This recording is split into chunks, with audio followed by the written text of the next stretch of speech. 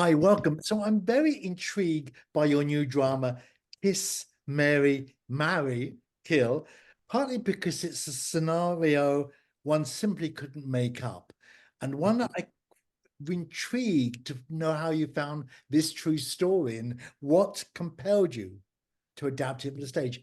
Let's start, without giving it all away, a brief description of what the play's about. Well, the play is about two men. Actually, really follows one young guy called Jay, Hmm? who commits a homophobic murder right at the start of the play, and he lands himself in prison. And on his first day, he meets this other man, and they have a bit of a to-do, shall we say? And then this develops a little friendship, which develops into a relationship, which develops into a sexual relationship. And as the play goes on, they ask to marry each other. This other man is also serving a life sentence for homophobic murders, but Jay doesn't know this at the beginning of the play and only finds out later on. So I'm assuming when they asked to marry each other, this is a fairly recent story. Well, so we've been inspired by a true story, Mhm. which actually the marriage took place in 2015. So it Oh, was right. really soon after the Marriage Equality Act came into force and allowed same-sex marriages to take place. Um, and it had never happened in the prison system before, obviously. Yeah. And the fact that both of them were serving life sentences for homophobic murders, when I read about this in the paper, I said to my colleague Daphne, this is incredible. It's fascinating. It's strange. It's Mhm. complex. Yeah. I came to James because James had done a lot of work in prisons. Mhm. Um, We were we're, not. we're both gay men. And I was like, James, I want to make something about this. Tell me what you know about prisons. Maybe we can work on this together in some way. And that was years ago. That was 2017 when we first started working on it. Mhm. And it's only now coming to fruition. So what do you expect from the audiences? Disbelief or horror? How do you think they react? Go I for it, Jim. think I think if the audience respond anything like the writers have, and Terry, I, and Daphne have co-written it, it'll be both of those things and a whole host of other emotions and responses.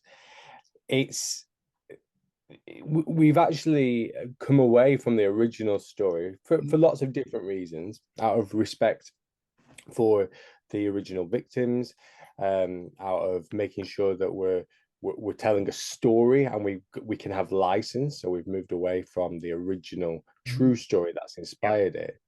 But partly we've moved away from that story because it's so extreme. Mhm. The the crimes involved, you kind of wouldn't believe if we'd Yeah. put those on stage and then put these two men marrying each other. And so we found our own characters and we found our own journeys just so that we don't think they're monsters, Mhm. so that we humanize them. And it's very complex. And we have debated um, continuously what would happen the moment the play stops. And I Yeah. think every single person involved in the process has a different Want opinion to know, about, yeah, what happens next. is it a harrowing piece to perform, the actors? I think we're doing a really careful job of guiding them through this. There's a lot of challenging language in it, homophobic slurs. There's violence. There's some nudity. So we're being really careful with our team. We have six amazing performers. Three of them have lived experience of prison, Mm. and we're kind of doing a really careful job of safeguarding them through the whole thing. Whether that's working with our movement director on being really careful about how we develop the intimacy Yeah. sections. We have a well-being practitioner attached to the project, so if anyone's triggered or has any problems or things that they've experienced that cause them, to make it harder to go to work the next day, they have someone they can go and talk to about that, which is totally anonymous. So we're doing as much as we can to safeguard them, and we were very, very, very, very clear in any audition call outs about what was going to be in what the play entailed.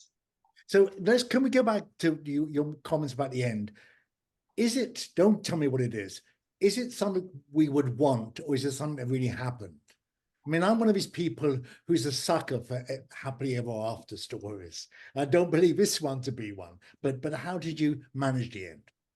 You can give your own, because I think we also see it differently. I think everyone's going to see it differently, because there are elements that you could take or happily ever after in some respects, and then there's a question mark at the end of what actually happens next. The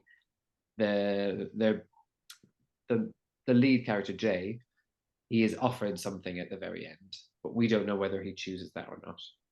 Okay. And so the audience at the very, very, very end, when they leave and they go to the pub, I think they will be going, do you think he did that or that? Okay. And I think people will, I think they'll be questioning it, and they'll be chatting about what they think he should have done, or what was the right thing to do. And I think they'll be talking about that throughout. Like, we've done a lot of work with queer community groups or LGBTQ support groups, and we told them the story. And some people were like, they should not have been allowed to be married. Yeah. They should not have been allowed to be married. And some people are like, actually, that's great. They've found themselves and they're moving forward. But it really does provoke a quite a visceral reaction, I think, especially from the queer community. Yeah. There's a lot of intriguing things about this production. You're performing it in chapels. Why? We wanted somewhere that people get married. So it brings faith in, and every prison we've been to, and every prison has faith within it. So they've all got chaplains, and they've got different leaders of different religions that are in there to support the prisoners. So it felt like a space that you're not supposed to have queer people in getting married. So it was like, it's kind of that juxtaposition, because in prisons they really don't like talking about men having sex with men. So it's kind of bringing those things together. What do you think, James? Do you think men like having sex with men like talking about chapels? I don't know if they talk about chapels. Sorry, James, I'm interrupting you. I think the case is so unique. Yeah. As far as we know, there's only one case of two serving prisoners marrying each other whilst both still serving their sentences, and that's the case that we have been inspired by, the story from 2015. And they will probably remain the only case, because the law is going to change very shortly, that people serving life sentences won't be able to get married. They won't even be able to get married to people on the outside, let alone marry within the estate. Why do we need to bring that law in? Well, quite. And this is one of the things that went through on the opening of Parliament a few months ago. Yeah. I think, it's whatever your view on it, whatever your politic on it, but it's quite a controlling measure. Yeah.